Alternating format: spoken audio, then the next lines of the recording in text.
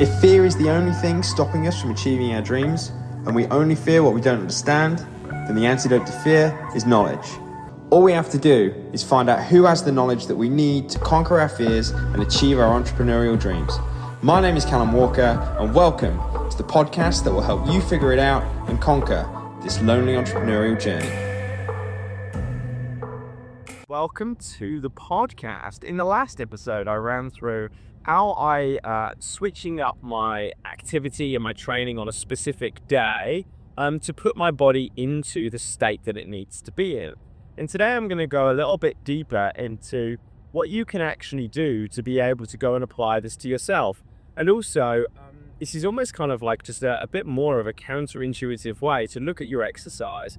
And if you're an entrepreneur, if you're a coach, or if you're someone who just values being able to perform at your highest level, not necessarily just from a physical activity or from a professional point of view, but personally, then today's really going to help. And last episode, I really kind of spoke about this almost kind of like go and slow mode. And I want to kind of expand on that because I think it's really, really important because society really kind of pushes out to us that we need to be in go, go, go, go, go, go, go. Or we need to almost kind of go to full-on extremes where we're either on or we're off. And that can be a challenge because if we're on and we're off, we never actually get any consistency and we never really get any specific momentum when we don't get any balance across the pillars and the aspects of our life. So today I want to really almost kind of like articulate to you two things. First of all, the way in which I almost kind of like spread out my training across a week, but then also how I kind of spread out my training across a year and how I kind of change it up. And to start with, I want to kind of come back to this kind of like go and slow mode. And I want you to kind of forget about everything that you've ever been taught about training, everything you've ever been taught around exercise, and actually start to almost kind of like get clear on, we have two ends of a spectrum. We have a spectrum of go, send it, high energy, and we have a spectrum of slow, which is like lower intensity things, being more present and really, really slowing down. And the problem that we have in society is that society basically says to us that we either need to stop or we need to go. Whereas I would prefer you to see it more as a continuum. So see it more as a continuum as opposed to, right, I either need to go or I need to slow. But actually, like, there's different rates of go and there's different rates of slow. And the way that I almost kind of like see it for myself, and I was talking about this in the car the other day, is really almost kind of seeing it in line with the seasons of nature. Now, if we almost kind of look at how nature operates, nature doesn't operate as like, it's just one season. There are, unless you're like bang on the equator where that's like pretty consistent across the year, like really everywhere else across the world, nature operates with seasons. We have winter, we have spring, we have summer, and we have autumn. And they're varying different degrees of different things. So it isn't almost kind of like, that we have like one day it's winter, the next day it's summer. There's a season of winter, but we don't go immediately from winter into summer. We gradually bleed from winter into spring, and then spring into summer, and then summer then bleeds into autumn, which then bleeds into winter. And I think that we need to approach our energy the same sort of way. It's not necessarily like, you either have summer or winter, or if the first day of winter and then the first day of autumn, it gradually bleeds across. Now, you don't necessarily have to align directly with the natural seasons in terms of the in terms of the weather. But I think looking at that concept and applying it to ourselves can be really, really healthy. And it really kind of comes down to defining what the season you are currently in, what is the season you're currently in within your own life? Like, are you actually in more of kind of a growth phase, a go phase, a move? Like, are you trying to build and go and send it? So if I look at the last 6 weeks as an example, I've been in that mode. I've been building, I've been growing, but that season is starting to come to a little bit of an end. So if I look at that season, I almost kind of have broken it across like a little bit of a 6-week period. Like we're currently in the second week of February, and the first 6 weeks of the year have been very much in go mode. And if I almost kind of look at how I've, addressed my training in that way, I almost kind of look at this continuum of, of go and slow, where it hasn't almost been like 100% go and 0% slow. I've actually been more in ascend it mode where I've gone like, right, actually, in terms of the type of activity that I'm doing, it's not a full on go, send it, and absolutely like this is absolutely everything I'm doing. But it's been more of kind of a 70% dominant go and a 30% dominant slow.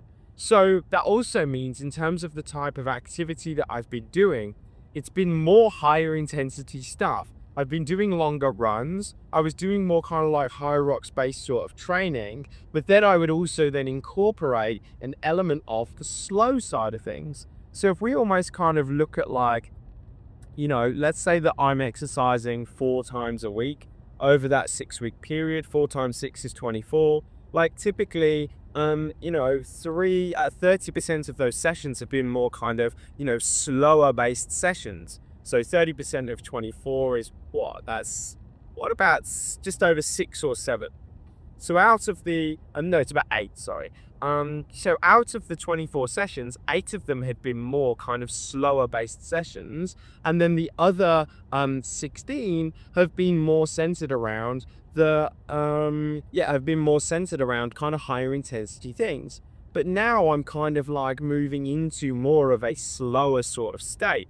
So if I actually look at it, I'm flipping that ratio where now it's going to be more focused on 60, to 70% of those sessions, and that can be flexible. They're going to be more slower, low intensity sessions. So what do I almost kind of mean by that? Well, I like to almost kind of break it down into having 4 different types of activity. I have a type of activity which is ascend it. So that is almost kind of like more of a anaerobic type session. So that might be more of a high rock session.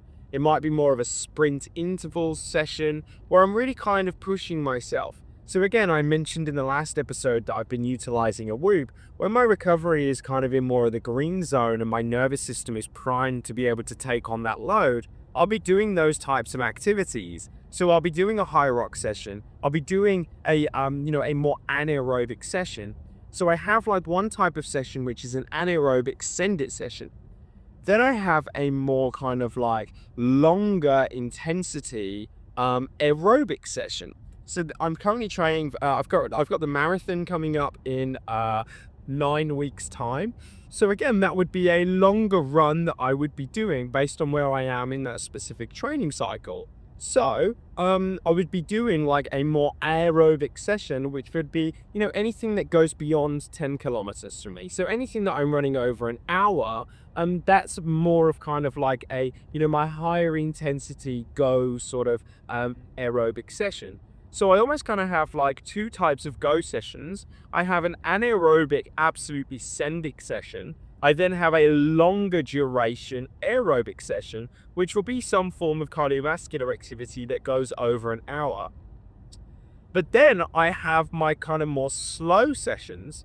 So my slow sessions would be more in terms of like from a strength-based session, that might be more of kind of like a more mindful sort of strength-based activity. So in terms of doing resistance exercise, I'm doing resistance exercise, but I'm doing it without headphones. I'm doing it without absolutely sending it. And I'm doing it in more of a mindful sort of way. So I'm feeling the contraction of my muscles. I'm focusing on where I actually am. I'm focusing on the feeling of the, of the actual movement. And then I'll have what I refer to as a parasympathetic session.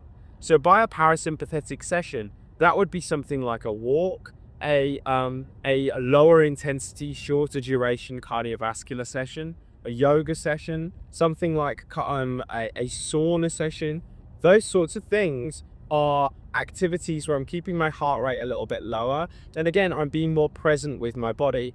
So again, based on the season that I'm in and the ratio of go to slow, I'll choose the ratio of activities that I'm doing based on the day that I'm going for. So I mentioned that in the last episode that today we'd originally planned that we were going to do a longer intensity aerobic session and a longer run, but my body is not primed to go and do that. So we're actually going into more parasympathetic mode. And today is all about I'm going to do a yoga flow, then I'm going to do a sauna session, and I'm going to focus on my parasympathetic breathing. And off the back of that, I'm ensuring that I'm in more of that slower state. Now, I might find that tomorrow my nervous system is primed to be able to take on a higher load, and I could do the session that I'd originally agreed to go and do today tomorrow, and I'll find that I end up doing the session significantly better tomorrow because I allowed myself to recover. So originally we'd planned to do 10k,